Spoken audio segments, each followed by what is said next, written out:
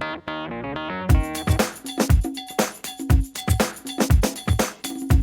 noches, vamos a empezar. Ya pasamos, ya leímos la parashat de Jucat, pero el mensaje siempre es aplicable, ¿no? Todo el tiempo. Así que eterna. La Torah no es nada más una semana y ya se acabó, sino toda la semana podemos ahorita aprender también Bereshit y sacar un mensaje bonito de Bereshit para aplicar hoy, ¿ok? Entonces, vamos hoy a entrar un poco más profundo lo que es Jucat a Torah. La parashat dice Zot Jucat a Torah. Esa es la ley de la Torah, de toda la Torah. ¿Cuál es? La vaca roja. Ok, la vaca roja está bien, pero ¿por qué es la ley de toda la Torah? Es la ley de la vaca roja, pero ¿por qué toda la Torah? Bueno, la Torah es vida y la vaca roja es vida, entonces es buena. Te lo voy a explicar, pero tú lo vas a hacer. Ok. Entonces, primero dice aquí que ahorita la vaca roja es una ley. Cuando decimos ley en hebreo, quiere decir sin lógica, no entendemos. No hay explicación. ¿Un estatuto? Sí, no hay explicación, una dogma. Sí. No hay explicación. Dios dijo, hay que hacer. ¿Ok? Dice aquí que Rashi trae el comentarista, que todas las naciones, todos los pueblos te van a reír de ti, que estás cumpliendo cosas que no tienen lógica, entonces se van a burlar del pueblo de Israel. ¿Ok? Pero en Beit Hanan, la pasada de Beit Hanan dice Moshe Rabbeinu al pueblo, Ushmartem v'asitem tachukim, tienen que cuidar a esas leyes. ¿Por qué? Ki chochmatchem ubinatchem le'enei amim. Los pueblos van a decir, wow, qué pueblo sabio que tiene leyes tan importantes, tan interesantes, tan profundos. Entonces, ¿se van a burlar de nosotros o se van a decir que nosotros somos muy sabios? ¿Qué está pasando? ¿Por qué hay un cambio? Pues dice que al principio hay cosas que no se entienden, pero después, a veces puede pasar muchos años, pero después, poco a poco empiezan a entender el asunto. Ejemplo, la religión judía en la Torah siempre habló de un punto de comienzo. Bereshit bara Elohim, un punto de comienzo. Todo el mundo, los físicos, todos dijeron, es una tontería, el mundo es estático. El mundo no tenía nunca punto de comienzo. Hasta hace menos de 100 años, Albert Einstein todavía dijo que el mundo no tenía, el universo no tenía un punto de comienzo. Es un mundo estático. Hoy en día, con las teorías del Big Bang y todo lo que sabemos, ya todos están de acuerdo que el mundo tenía un punto de comienzo. Ya empiezan a entender lo que está escrito en la Torah. Antes burlaban de la Torah. Ahora dicen, wow, ¿qué Torah? Wow, estaba escrito antes. Entonces, hay cosas que antes no se entiende, después se entiende. Y hay cosas que todavía no entendemos, pero todavía tenemos que tener respeto y tratar de aceptar las cosas aunque cuando no entendemos. Porque cuando hay cosas que son tan importantes para nosotros que aun cuando no entendemos el tema, lo tenemos que hacer por diferentes razones. O porque es una protección, por ejemplo, cuando dice que es medida por medida, siempre Dios hace. Entonces, tú haces cosas sin lógica, cuando no piensas que la lógica te dice que hay que hacerlo. También Dios te va a dar cosas sin lógica, quiere decir, aun cuando no tienes que recibir algo porque hiciste un error o algo, entonces no tienes que recibir salud o no sé qué, entonces Dios también te va a dar. ¿Por qué? Porque tú hiciste algo sin lógica, cumpliste las cosas de Él sin lógica, entonces medida por medida Él también hace cosas que no tienen lógica. ¿Ok? Y siempre vamos a llegar a los puntos en la religión que no tienen pruebas 100%. No podemos comprobar. Por ejemplo, había siempre discusión si el planeta es plano o redondo. Después, hoy en día, todo el mundo ya está de acuerdo que es redondo. Nadie discute. Pero ¿por qué todavía la gente discute en contra de la religión o si existe Dios o no? Porque hay cosas que lo tienes que hacer por amor. Uno no se casa porque recibió una prueba científica que es su esposa. Uno se casa por amor, por sentimientos. Es exactamente con la religión. Por eso hay cosas que no entendemos y lo tenemos que seguir haciendo para mostrar y conectar también los sentimientos, no nada más la mente. No siempre puedes entender todo. Como le dije, creo la semana pasada, había uno que me dijo que no se entiende la Torah, que no sé qué. Y cuando le pregunté si entiende a su mujer, se quedó callado. Entonces, hay cosas que no entendemos aquí en este mundo. No tenemos que ir tan lejos. Había uno que estaban en un helicóptero y se cayeron, murieron. Después encontraron la caja negra y escucharon ahí que uno le dice al otro, wow, qué frío hace aquí. Entonces el otro le dice, ok, voy a subir a apagar este ventilador grande que hay. Entonces, hay cosas que si no entiendes, mejor déjalo. No empiezas a tratar de tocar cada cosa que no entiendes. Hay cosas que no entiendes cómo funciona el celular, pero sigues usándolo. Entonces es igual. Ahora la pregunta es si dice que no tiene lógica esa vaca roja. ¿Es verdad que no tiene lógica? Quiere decir, no tiene lógica y nunca vamos a entender por qué no tiene, o si tiene una lógica que nosotros no podemos captar. Sí tiene lógica, no podemos captar. Por supuesto que tiene lógica. Que no podemos captar la segunda opinión. Vamos a ver, porque de pronto la vaca roja, como dice Jajamim, es reparación sobre el pecado del becerro de oro. ¿Cuál era el pecado del becerro de oro? Es querer entender todo, pensar que ya entendieron todo y de repente Moshe no llega y se empiezan a calcular que según sus cálculos no llegó y entonces murió, entonces hay que buscar otro líder o no sé qué. Entonces querían entender todo, al querer entender todo, se cayeron y pecaron. Entonces dice la Torah, ¿sabe cuál es la reparación de ese pecado? Hacer algo sin entender. Quiere decir que la lógica de la vaca roja es no entender. No hay otra lógica. No hay una lógica que no podemos captar, sino esa es la lógica, hacer algo sin entender. Ese es todo el motivo y el propósito de la vaca roja. Pero eso tiene lógica también. Pero esa es la lógica. Entonces, ¿entendiste el tema? Sí, claro, es lógico. ¿Ah? Es lógico. Es lógico. Vamos a pensar que es así, pero el detalle que falta aquí es que ellos recibieron el orden de hacer la vaca roja antes de hacer el pecado del becerro de oro. En Mará. Salieron de Egipto, llegaron a Mará, ahí recibieron la vaca roja. Entonces, antes del pecado del becerro de oro, ¿cómo puedes decir que se llega a reparar el pecado del becerro de oro si lo recibieron antes? Que Dios da la cura antes del problema. Dios se va adelantado. También puede ser. También todos los pecados empezaron por cuentas. Adán Rishon también, porque Dios le dijo, no comes del árbol. ¿Por qué comió?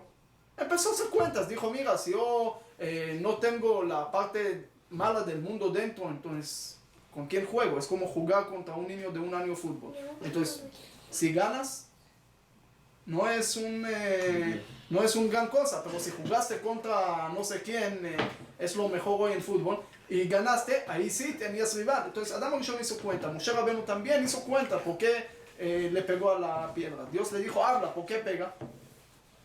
Hizo cuenta, dijo, mira, si yo lo voy a hablar y va a sacar algo, van a decir que el pueblo no entiende cuando le habla y la piedra así. Hizo cuenta, siempre los pecados empiezan con cuentas que uno piensa que es más sabio de todo, sí. Y con su lógica que piensa que está encima de la lógica de Dios o esto, y empieza a pecar. Entonces, para evitar eso, Dios da el orden de la vaca roja. Entonces, según eso hasta ahorita, la única lógica de la vaca roja es hacer cosas que no tiene lógica. Esa es la lógica. Dar un espacio a cumplir la fe con sentimiento. Le voy a traer un midrash que contradice lo que dije aquí. Dice que Moshe Rabbeinu cuando subió, él escuchó. No entiendo cómo y eso, pero así dice. ¿Okay? Vamos a sacar por lo menos la enseñanza de esa historia. Subió y escuchó que Dios dice que la vaca tiene que tener 2 años como Rabbi Eliezer. Es la opinión de Rabbi Eliezer. 2 años. 2 años. Moshe Rabbeinu ve a este Rabbi Eliezer, es decir, en el futuro, y dice, yo quiero que ese Rabbi Eliezer sea de mi descendencia. ¿Okay? Y así pasó. No, la belleza es ¿Okay? no, wow, muy metido. Sí, Medio entonces dijo, ¿quién es? Raimer también está siempre en la sí, música. también. Okay. Pero dijo, y también dice ahí, sigue ahí, dice que Dios le dice a Moshe, a ti te voy a decir el motivo y la lógica de la vaca roja, pero a Rabbi Akiva y a ninguno más lo voy a revelar este secreto. Incluso el rey Salomón dijo, yo quería entender la vaca roja, pero no entendí. Quiere decir que sí hay otra cosa aquí, aparte de lo que dijimos, que no se entiende. Porque Dios le dice a Moshe, yo te voy a revelar el secreto. Quiere decir que hay otro secreto ahí. Entonces, ¿cuál es el secreto? ¿Y por qué Moshe puede y el rey Salomón no puede?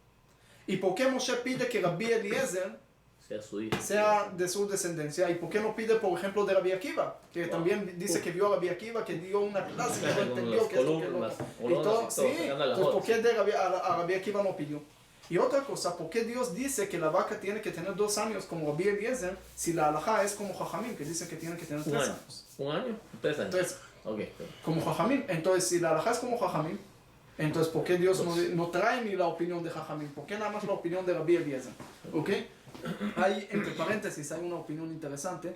Dice, si la vaca viene a reparar el pecado del becerro de oro, el becerro es el hijo de la vaca.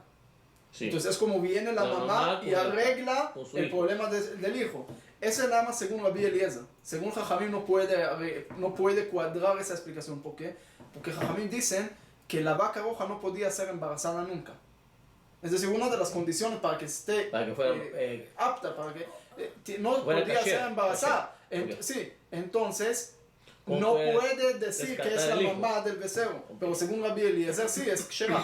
No hay problema si es embarazada. Entonces, según eso sí se entiende que nada más según Rabbi Eliezer existe este motivo especial que es una reparación sobre el pecado del becerro de oro. Pero según Jajamim, sí, claro. Según Jajamim ni existe en metáfora. Para entender quién era este Rabbi Eliezer, vamos a leer un poco, vamos a estudiar un poco su historia. Rabbi Eliezer ben Urkenus, su papá era muy rico, mucha plata por todos lados, mucha riqueza. Y él un día decide que no quiere trabajar, no quiere plata, quiere ir a estudiar. Va a ir a estudiar, ¿ok? Y como quería nada más estudiar y no tenía trabajo, no tenía plata, no tenía dinero, no podía comer. Dice que hasta que comió tierra, comió cosas que no, le empezó a salir mal hongos, olor de la boca que no lo podían ni se acercar con él. Es decir, llegó a estudiar tanto, pero dejó toda la parte material que tenía, perdió todo para estudiar. Dice que su papá llegó al lugar, a la yeshiva donde él estudió, porque los hermanos de Rabbi Eliezer mandaron al papá diciendo, oye, él no puede ir a estudiar y nosotros aquí trabajando y él después va a ganar la plata. Entonces el papá dijo, ¿sabe qué? Voy a ir y le voy a decir, si no regresa, lo voy a desheredar de todo lo que tengo. Y se fue con esa intención. Cuando llegó, estaba ahí, hicieron una fiesta y Rabbi Eliezer estaba dando la clase. Y todos los rabinos, Rabbi Yohanan ben Zakkai, todos los rabinos más grandes estaban ahí escuchando. Cuando él llegó y vio a su hijo, que está estudiando tanto y es un hombre tan importante, dijo, ¿sabe qué? Yo te voy a dar a ti todo y a tus hermanos nada. Entonces dijo, yo no quiero nada, dale a ellos, a mí no me interesa nada. Él se quedó pobre, sin ningún centavo, no comían casi nada para poder estudiar Torah. Con él es el primer rabino que empieza el Talmud con su nombre. ¿Okay? Él empieza el Talmud. Era tan especial que la cualidad principal de él es dejó todo lo que tenía, anuló toda la parte material para elevarse espiritualmente. ¿Okay? Ahora pasamos a otra parte de su historia. Él llega a discutir contra Jajamim sobre un horno que era impuro y después lo volvieron a hacer, lo rompieron, lo volvieron a hacer. Si ahorita es puro o no. Él dijo que sí, Jajamim dijeron que no. Empezaron a discutir, Rabbi Eliezer dijo, ¿sabe qué? Yo voy a traer una prueba que la halajá es como yo. El río, el árbol del algarrobo que va a salir de su lugar. Y salió de su lugar. Jajamim dijeron, no nos importa. Después llegó, dijo, el agua que está pasando aquí va a dejar de pasar. Dejó de pasar, Jajamim dijo, no, ese no es tan importante. Dijo, los paredes del templo se van a empezar a caer. Empezaron a caer, dijeron, ese tampoco es importante. Dijo, va a salir una voz del cielo, va a decir que la halajá es como yo. Y salió y dijo, y dijeron, nosotros no nos importa lo que pasa arriba, aquí decidimos la halajá como aquí. Lo que pasa allá, pero nosotros decidimos aquí. Así que la halajá es como nosotros y no como tu opinión. Y él no quería aceptar lo que ellos dijeron hasta que lo... ¿Quién no quería aceptar? Él. Lo excomulgaron, ¿sí? A él por no aceptar. Ahora, ¿por qué tanto? ¿Por qué era tan complicado? Sí, pero ¿por qué era tan grave la discusión? Él le opinó así, él tenía sus pruebas, salió voz del cielo. Entonces, ¿por qué Jajamim salen contra él? Entonces, la opinión sencilla es porque él, como de alguna manera, Jajamim sospecharon que él no cree en la fuerza de Jajamim en este mundo, de la Torah oral, de decidir sobre el camino correcto para llegar a la meta. Quiere decir, la meta está aquí, el destino está claro, ¿ok? Todos están de acuerdo, ahí en el destino no hay discusiones, está claro. Pero cómo llegar a este lugar, Solo hay con diferentes caminos, Porque es ¿ok? con todos. Tú puedes preguntar, ¿quién tiene la razón? ¿Ashkenazim o Sefaradim? ¿O Hasidim? ¿O Yemenitas? ¿O tú? La respuesta es todos, porque cada uno usa otro camino para llegar al mismo destino. ¿Ok? Al final todos llegan a lo mismo. Como dice el rey Salomón, todos los ríos se van al mar. ¿Qué río se va al mar? Todos. Hay río más rápido, hay río más lento, pero todos van. Él no quería aceptar que Jajamim deciden el camino para llegar al destino. Él quería escoger otro camino para llegar al destino, según él era el camino correcto. Un ¿Cuál camino es la solo él. discusión? Vamos a entrar un poco más profundo. ¿Cuál es la discusión entonces? Para entender eso, vamos a traer otros dos nombres conocidos al final de la época de las parejas, antes de la época de los Tanaitas. Estamos hablando en la época más o menos el año 3728 de la creación del mundo, como hace 2000 años, un poco más, 2040 años. Dice así, había uno muy conocido, Shammai y Hillel. Dice que antes de Shammai y Hillel, en el tiempo de Yosef ben Yoezer, unos años antes, había nada más una discusión en todo el Talmud. Una discusión nada más. ¿Cuál era? Si puede hacer la semijá en el sacrificio en el tobo o no. Después de llegar un Shammai y Hillel, cientos de discusiones por todos lados. ¿Cuáles eran las discusiones entre Shammai y Hillel? Aparte de los detalles, hay un hilo que está agarrando todas esas discusiones. Vamos, unos ejemplos así, rápido. Buenas noches. Vamos, unos ejemplos así rápido. Por ejemplo, llega un señor, quiere convertir y le dice a Shammai, yo quiero convertir si me enseñas con la condición, que me enseñes toda la Torah cuando estoy parado en un solo pie. Shammai le dice, lárgate de aquí. Hillel le dice, si quieres, póngase de un pie. Todo lo que no te gusta que te hagan a ti, no lo hagas a tu compañero. Ya está, todo es la Torah. Wow. Es el primer cuento. Segunda historia, uno llega con Shammai y le dice, yo quiero convertir, pero con la condición que yo voy a creer nada más en la Torah escrita. Torah oral no me gusta. Dijo, lárgate de aquí. No hay. Llegó con Hillel y le dijo, no hay problema. Él empezó a enseñar y poco a poco le empezó a traer al camino correcto, que la Torah oral también es parte importante, integral de la Torah escrita. Tercera historia, llega uno que con Shammai quiere convertir, pero con la condición que quiere ser Cohen Gadol. Shammai le dice, señor, ni en sueño, lárgate. Llega con Hillel y le dice, con mucho gusto, venga. Le empieza a enseñar y después le trae a su camino correcto. Otra discusión, hay uno que sienta en su sukkah. Su cabeza, mayoría de su cuerpo está en la sukkah, pero su mesa está afuera de la sukkah. Según Shammai, no está bien. Según Hillel, está bien. Otra discusión, ¿qué fue creado antes? Según Shammai, el cielo. Bereshit bara Elohim et ha-shamayim ואת הארץ, primero Shammai, después Shammai. Hillel dice no, primero Aretz, después Shammai. El segundo capítulo está escrito Be'yom asot Hashem Elohim Eretz ve-shamayim. Primero tierra, después Shammai. Otra discusión. Dice Shammai, cuando siempre compró cosas, siempre era para Shabbat. Encontró un pescado bueno el lunes, es para Shabbat. Martes otro pescado mejor, ese para Shabbat. Toda la semana comió de Shabbat. ¿Ok? Siempre los pescados, me acuerdo... No está malo, eso está bueno. Espera. Según... había una vez, ¿ok? Si ya estamos hablando de pescados, hay que mencionar esos pescados porque son importantes. Había un rabino, se llamaba Rabbi Abraham Ibn Ezra, un rabino muy conocido, ¿ok? Y era un rabino muy sabio, pero una cosa no tenía, suerte, ¿ok? No tenía suerte de tener suerte, y nunca tenía suerte. Dice, hasta que lo querían una vez ofrecer, los alumnos querían darle plata porque era muy pobre y no quería recibir. Entonces lo pusieron en el camino. Dijeron, va a caminar, lo va a encontrar, lo va a agarrar y ahí va a tener su plata. Y lo observaron de lejos, pusieron la plata, él empezó a caminar y siguió recto. No lo vio. Le dijeron, rabino, ¿qué pasó ahí en el camino?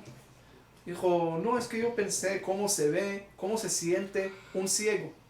Y cerré los ojos y caminé para sentir como ciego. Entonces pasó la plata y no lo vio. No tenía suerte, nada. Y dice que una vez llegó a un lugar, siempre estaba viajando, una vez llegó a un lugar y no tenía dónde comer. Ahí en este lugar había una ley, o costumbre, que cada Shabbat uno de la comunidad es encargado, no es como aquí que siempre tenemos comida todo viernes, sábado, sino no había comida en la sinagoga, entonces cada uno estaba encargado, cada uno tenía su turno, tenía un Shabbat que él tiene que agarrar a los invitados que vienen a Shabbat a la sinagoga. Todos los invitados se lo llevan. Y justamente el Shabbat que llegó el Rab Ibn Ezra, le tocó a un señor, ¿ok?, que era el más tacaño del mundo desde que Dios creó el mundo. ¿Ok? Era más fácil que los mismos peces empiezan a cantar en Yiddish, que él va a sacar una moneda de él. Era un tacaño, pero duro. Y él nunca compraba cosas para Shabbat, sino él se fue al mercado, antes de cerrar el mercado, él se fue al mercado para encontrar ahí todo lo que están tirando antes de cerrar el mercado. Y había ahí a veces unos pescados y unas cositas y eso es lo que cocinó para Shabbat. Justamente esta semana, justamente la semana que estamos hablando, él se fue al mercado temprano, no para comprar, sino para ver. Estaba aburrido. De repente trajeron un pescado de ese tamaño al mercado. Entonces él preguntó cuánto vale. Le dijeron, ese vale $100. Dijo, no, yo nunca pago $100 por un pescado. Entonces dijeron 80, 70, 60, 50, 40, 30, y llegamos hasta 20. Dijo, ¿sabe qué? 20 es una oportunidad. Dámelo. Ya, dámelo.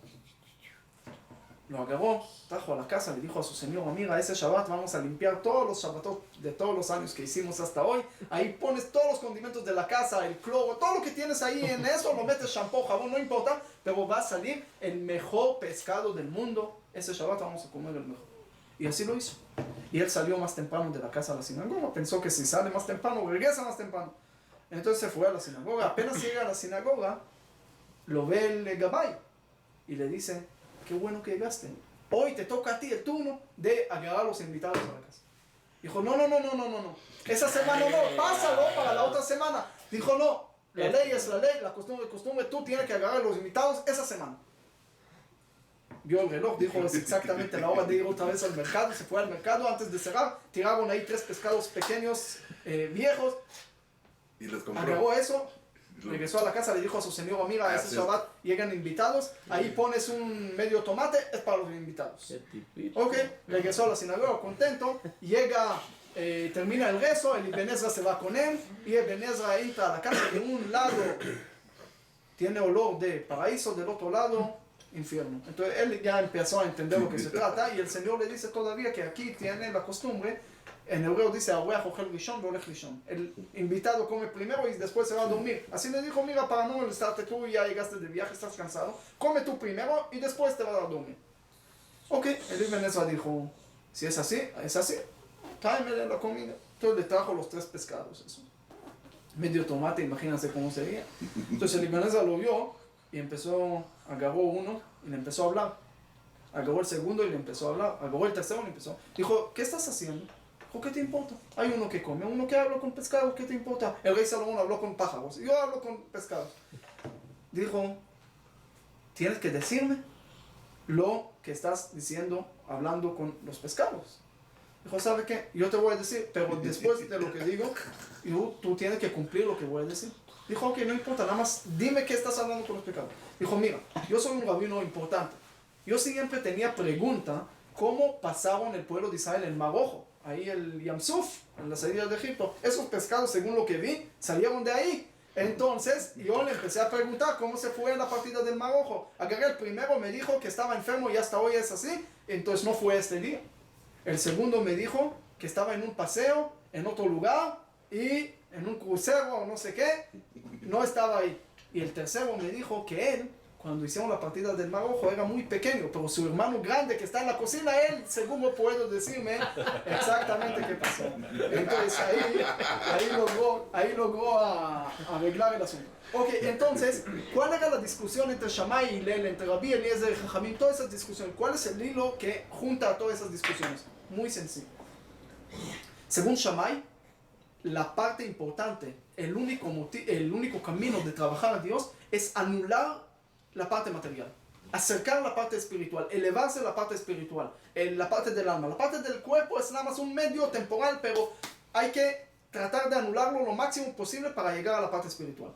Y él dice, no, ese es imposible. La gente tiene que disfrutar, la gente tiene que usar la parte material para llegar a la parte espiritual, no al revés. ¿Ok? Así es la discusión. Y ahora vamos a ver todas las discusiones.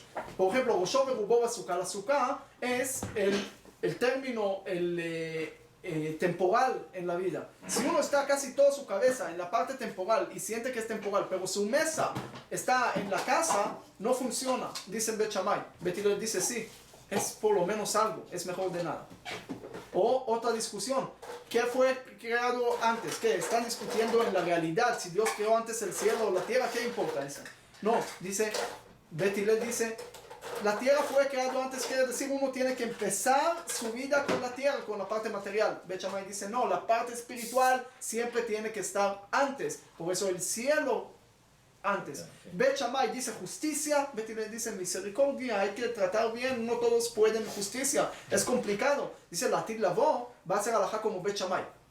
Pero hoy, la alajá como Bet Hillel, ¿qué quiere decir? En la esencia, Bet Shammai tiene razón, que la esencia es espiritual, la esencia es tu alma. El cuerpo se va a anular, no va a haber cuerpo. Pero Bet Hillel dice, pero por el momento estamos en un mundo material, hay que usar la parte material. Eso es lo que dice Bet Hillel y eso es lo que discute Bet Shammai. Y por eso Bet Shammai, que van más con justicia, con todo eso que llegaron a convertir, Bet Shammai lo sacaron. Bet Hillel dijeron, no lo podemos sacar, tenemos que llevarle el camino correcto, poco a poco, llevarle a entender cómo es la parte espiritual, pero hay que ir con misericordia, no con justicia. Y es exactamente lo que discutieron Rabbi Eliezer y Jajamim. Rabbi Eliezer dice, hay una forma igual, no nada más el horno, sino están usando una metáfora para llegar a un cuerpo de una persona y dicen, la persona, pongamos que es impuro, pongamos que hizo errores, pongamos que está muy alejado, dice Rabbi Eliezer, tiene que romperse y hacerse de nuevo para ser puro otra vez. Y Jajamim dice, no se puede. No se puede. Las personas no pueden anularse toda la parte del cuerpo, toda la parte material para llegar a ser puros. Tienes que usar una parte más fácil para el mundo. Y Rabbi Eliezer dice no, empiezan a discutir. Y Rabbi Eliezer dice, voy a traer pruebas que sí se puede, el árbol del algarrobo. Es decir, es el símbolo en el Talmud siempre de una vida espartánica, no sé cómo, una vida alejada de la parte material. Sí, pero esa es la manera así, ok. Sí, O sea, entonces dice apartar. ok. Esa es la manera de Goy de Esparta, ser. de Yo quiero que Esparta, vas sí. con la gente.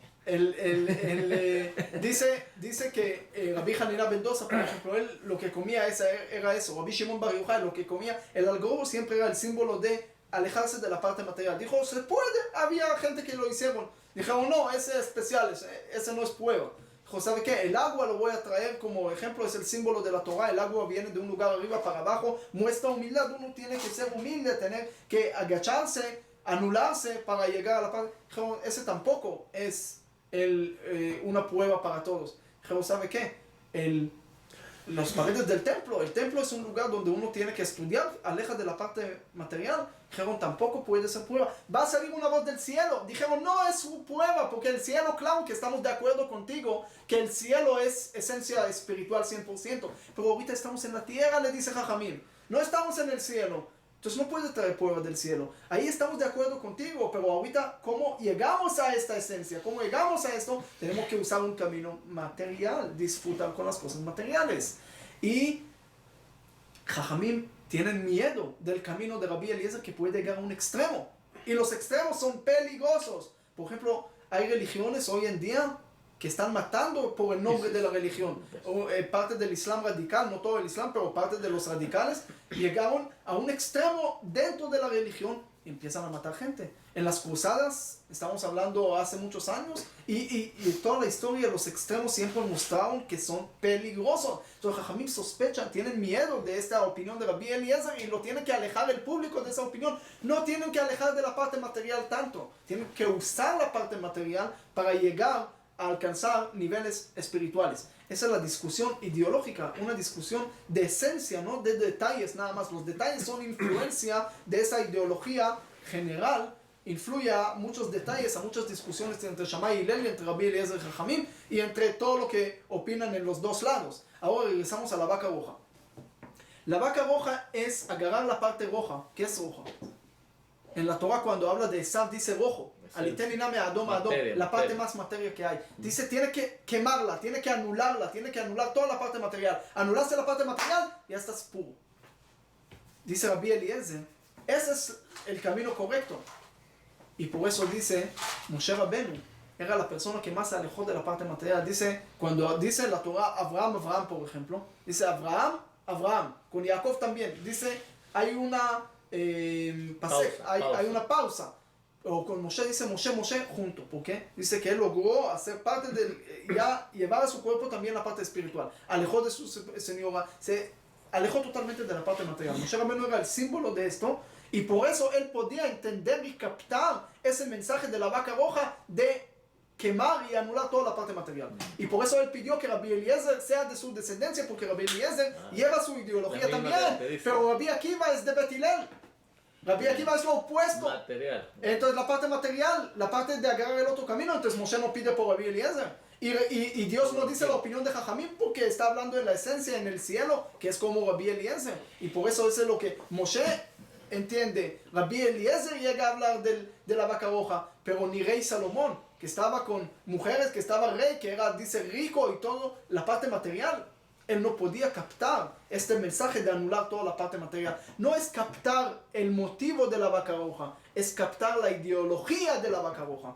El camino de la vaca roja, la forma de vivir, la forma de anularse la parte material. Dice, es muy complicado hoy en día hacerlo. Es imposible. Nosotros no podemos. Por eso no podemos entender la vaca roja.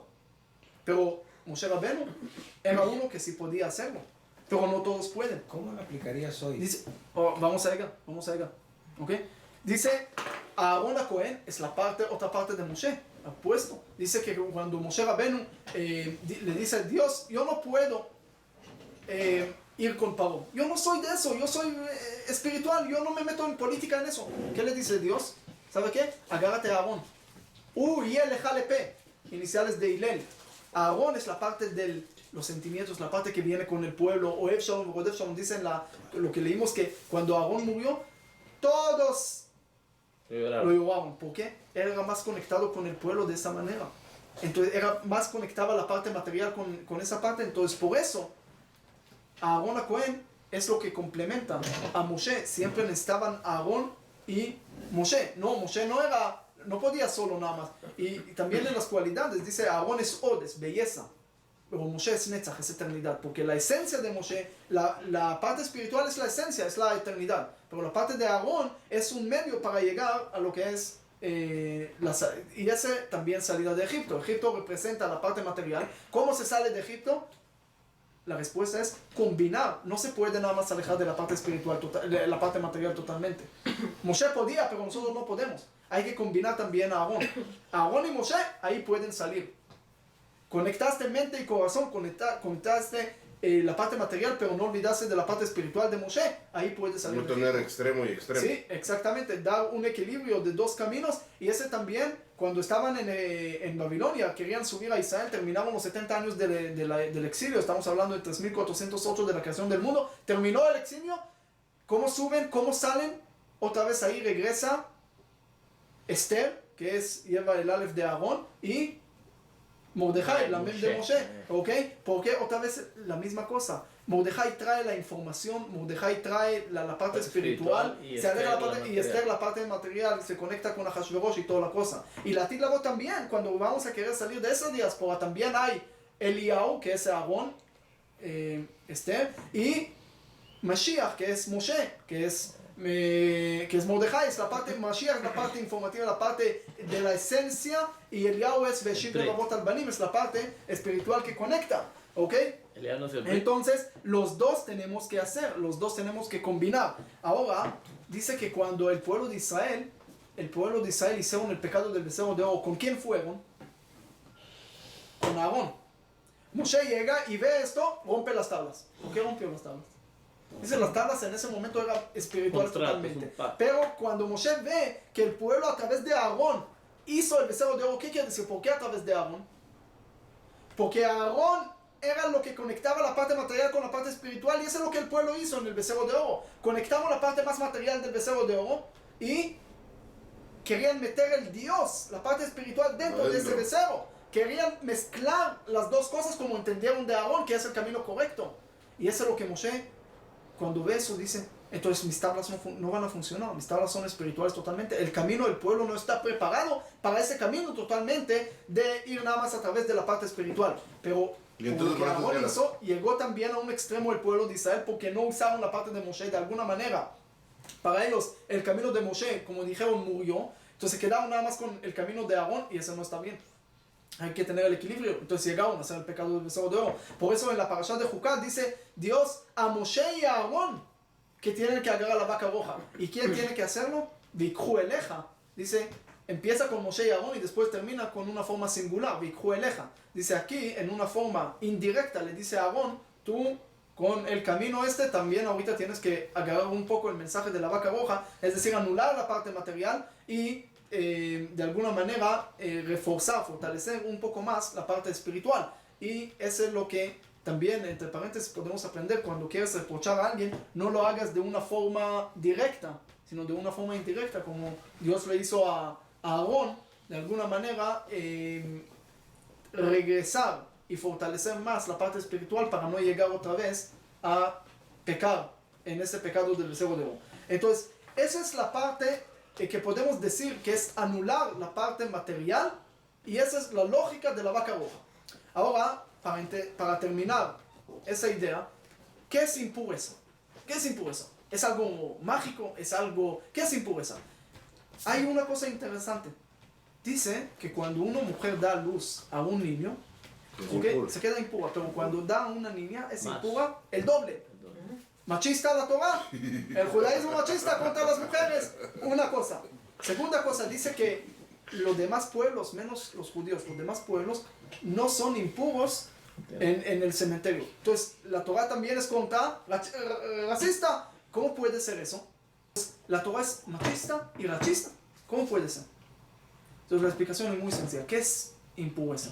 Impureza es falta de algo. Cuando hay falta, hay impureza. Cuando hay falta de alma, llega impureza. Falta de conocimiento. Falta de, ahorita vamos a ver cuál es el proceso que tenemos que hacer hoy en día. Dice, Adam ki yamut be'oel, una persona cuando muere es impuro. Dice, el comentarista Rashi trae del Talmud, ¿qué es Adam ki yamut be'oel? Dice, es el estudio de la Torah. Uno tiene que estudiar como muerto. ¿Qué quiere decir como muerto? ¿Por qué uno tiene que estudiar como muerto? Pero primero uno dice siempre cuando uno tiene que estudiar, tiene que pensar que todo el mundo murió. Ahorita tiene que enfocarse en su estudio, no ahorita pensar en todo el mundo. Ahorita enfócate en el estudio. Pero ahí en el muerto hay algo interesante. Cuando hay un muerto aquí, todos los que están bajo del mismo techo se quedan impuros igual. Pero con uno que no es judío, no se quedan todos impuros. ¿Por qué?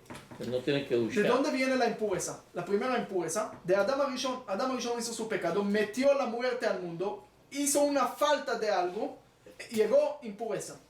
Después, entonces es para todos igual. Judíos, no judíos, mujeres, hombres, todos son iguales en eso. Después, en la entrega de la Torah, regresaron al nivel de Adam Arishon antes del pecado. ¿Ok? En ese momento, todos puros. ¿Pero quién? Lo que recibieron la Torah. Ahí estaban los judíos. Pero otra vez hicieron el pecado del becerro de oro. Otra vez se quedaron impuros. ¿Ok? Otra vez hicieron falta. Ahora, primero, en este momento, las mujeres no participaron en el pecado del becerro de oro. Entonces, las mujeres no tenían esta segunda muerte que trajeron en el pecado del becerro de oro. No hicieron este pecado. Por eso una mujer tiene menos mitzvot porque tiene menos para arreglar en su vida porque menos dañó. En ese momento se considera más viva. Ahora cuando una mujer da a luz y saca una niña, sacó más vida de ella. Ahorita hay ausencia más grande de vida de ella porque salió una niña, salió una mujer. Entonces la mujer que dio a luz se quedó más impura con más falta. Y cuando sale un varón es falta de vida de ella, pero no tanto como una mujer. Entonces por eso se queda impura más cuando nace niño. Los pueblos no es por racista, pero la impureza de ellos es por Adam Arishon. El pecado de Adam Arishon era algo que él metió adentro. Entonces la impureza es algo personal, es algo adentro del cuerpo. Pero el pueblo de Israel, becerro de oro, hicieron algo externo. Entonces la impureza es más grande, es algo externo, es como influencia del bajo del Llega techo. a más gente. Llega a más. Entonces por eso la impureza segunda es más fuerte. Entonces no es ni contra ni contra las mujeres ni contra las naciones. Es entender que es impureza, no es algo mágico, sino es algo de ausencia. Hay ausencia, hay impureza. Entonces, ¿qué se hace? La vaca roja. ¿Qué llega a la vaca roja? La vaca roja es anular la parte material y llenarse de concepto y de cosas espirituales. Y llenaste de cosas espirituales, ya sacaste esa ausencia que había. Entonces ya hay pureza. Ya no hay impureza. Ya no hay falta, ya no hay ausencia, ya no hay vacío. Ya llenaste este vacío. Ese es el concepto de la vaca roja. Entender lo que está atrás y llenar lo que está atrás. El vacío que había. Llenaste, ya no hay impureza. Hay pureza. ¿Y cómo se hace hoy en día? Dice lo que vimos ahorita. Con la Torah. El estudio de la Torah es la parte espiritual que puedes meter a tu cuerpo y alejarse de la impureza. Por eso la Torah se llama Torat Chaim. ¿Ok? Etz Chaim mina machazikim ba. Es el árbol de la vida. Es la vida. Y la muerte es impureza. La vida es pureza. Más vida, más pureza. Y menos impureza. Entonces, esa es la parte importante hoy en día de aplicar la vaca roja. Es aumentar más la parte espiritual y la parte del estudio. Porque mientras más vida tienes, siempre te alejas más de la muerte.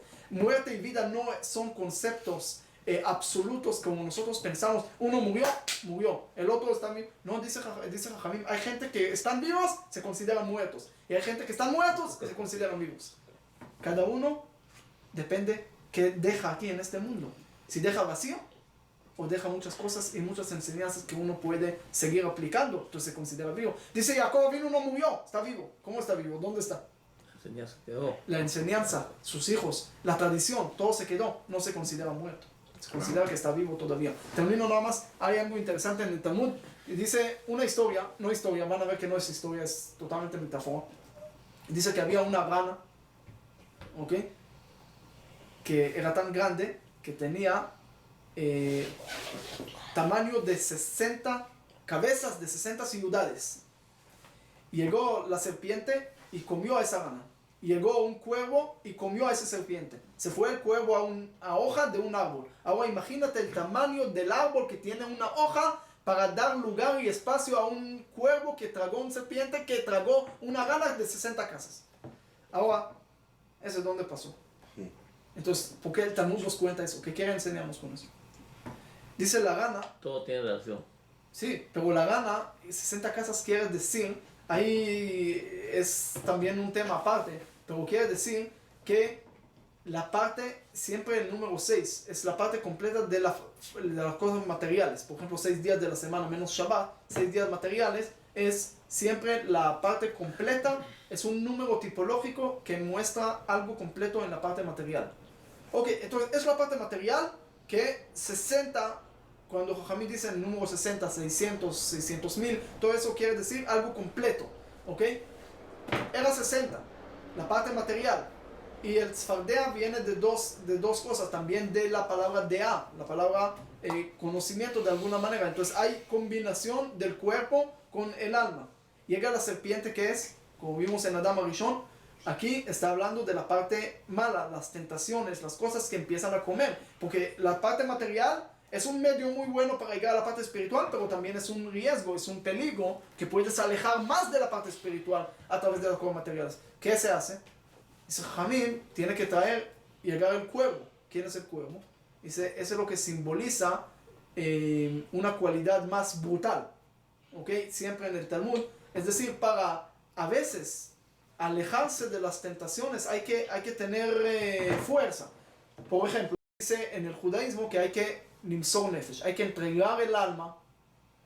No gritar al Akbar y entregar el alma y morirse. ¿Ok?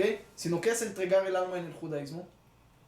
Dice alma en hebreo, también se traduce como deseo, como voluntad. Entregar a veces tus deseos, por ejemplo, rezar en la mañana, despertar a las 6 de la mañana, es entregar un deseo para rezar. Porque uno lo que más quiere en la mañana es quedarse dormir.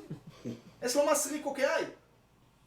Pero no, se anula esto y se despierta. Es como algo contra la naturaleza humana, es entregar el deseo, es entregar el alma para lo que es Dios. ¿Y cómo se logra hacer eso, alejar de las tentaciones? Si no tienes alguna alternativa, es decir, despertar en la mañana sin hacer nada, no tiene sentido.